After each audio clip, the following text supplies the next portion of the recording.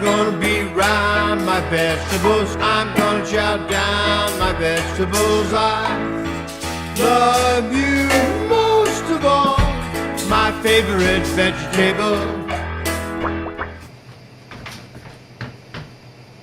Garden Dude here. Today we're going to try some glazed Brussels sprouts, and you can get this recipe if you like to follow recipes from this book. Excellent book.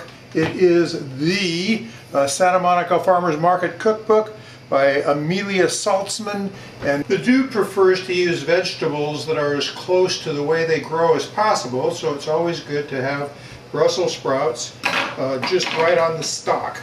Now the dude finds that you can go in there with some shears, some of these kitchen shears, and it makes it a little bit easier to snip these guys off the stalk, because they do have a very strong attachment, and it does take a little bit of horsepower to get in there and get them out. So let's go ahead and get all of these Brussels sprouts off, and then we'll go on to the next step. Now the stalks had Brussels sprouts that were very large and very small. You want them to be about half this size. So we're going to take these Brussels sprouts, cut them in half for the big ones, and the smaller ones we'll just pretty much leave alone. So we're going to go through and kind of equalize the size of these Brussels sprouts and then get them ready for the next step. All the rest of these are pretty small, you can tell, so I'm just going to dump them in here. And then, of course, always when you're getting ready to prepare veggies, you want to thoroughly wash them. One trick the Garden Dude learned recently is you take vinegar. You take white vinegar and you put it into a spray bottle, and then whenever you're getting ready to wash any of your veggies, you just kind of spray the heck out of them with vinegar and mix them around. Try to let anything that's on the exterior surface be dissolved by the vinegar. And mix those all around. Make sure that you're letting the vinegar do its work. All that nice acetic acid, getting rid of any nasty stuff that might have been on there by the farmer. Although these are organic Brussels sprouts, there might have been fertilizer or dirt, God knows what. And then thoroughly rinse them off. Nice clean Brussels sprouts. Yummy, yummy, yum.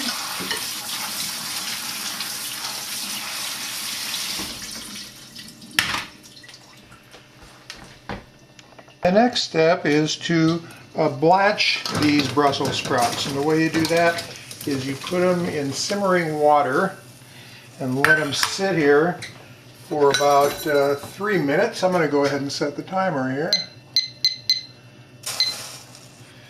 And what this does is it gets rid of that cabbage taste that some people don't like about Brussels sprouts.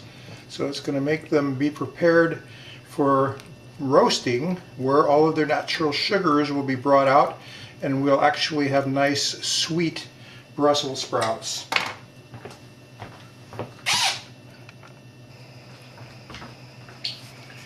These Brussels sprouts have been simmering here for about 3 or 4 minutes, so I'm going to go ahead and stop the timer, turn off the heat, and go ahead and transfer them to a container where I can drain them thoroughly.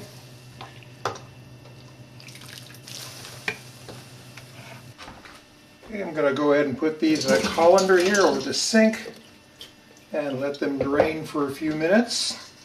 I want to get them as dry as possible.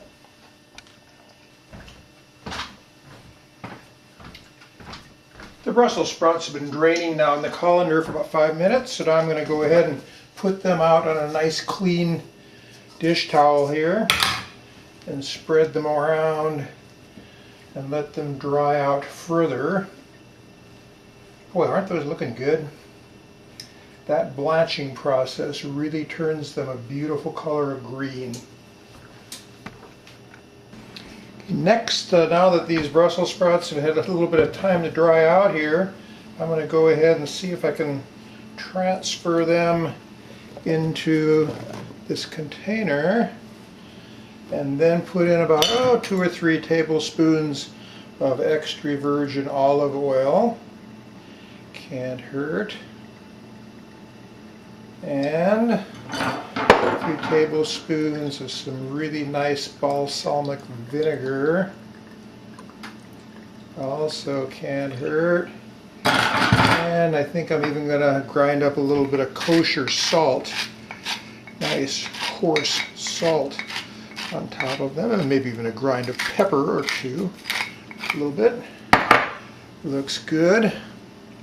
Then we're going to just kind of move these things around a little bit, make sure that all the Brussels sprouts are nice and coated with this yummy mixture of olive oil, balsamic vinegar, and kosher salt. Oh boy, these are starting to really look good.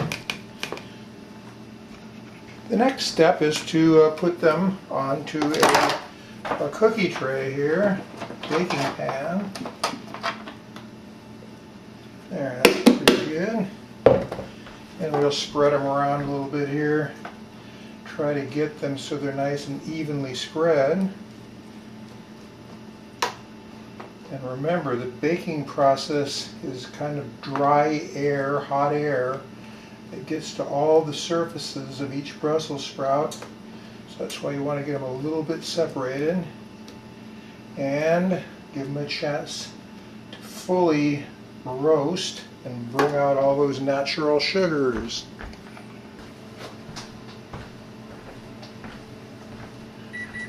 Okay, the oven is now up to 375 degrees, just where we want it.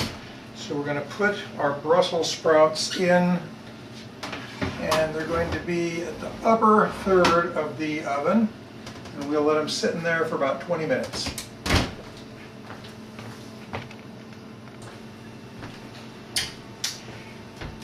It's been 20 minutes, so let's pull these little guys out here. Ah, they're looking good. And the next step is to put another 2 or 3 tablespoons of the balsamic vinegar on them. Try to get it nice and scattered around there. And then we will mix them up a little bit.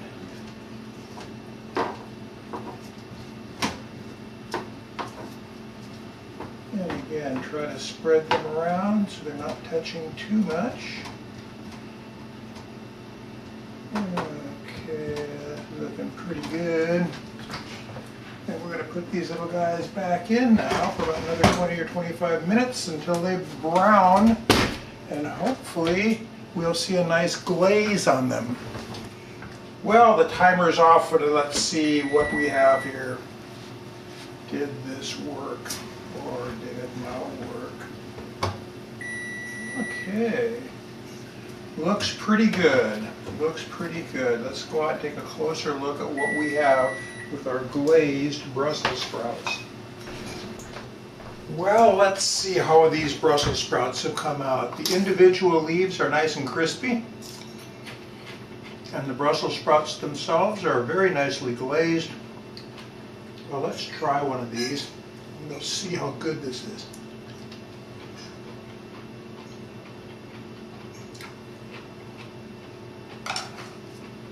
Let's try one more for the camera. Here we have this delicious glazed Brussels sprout.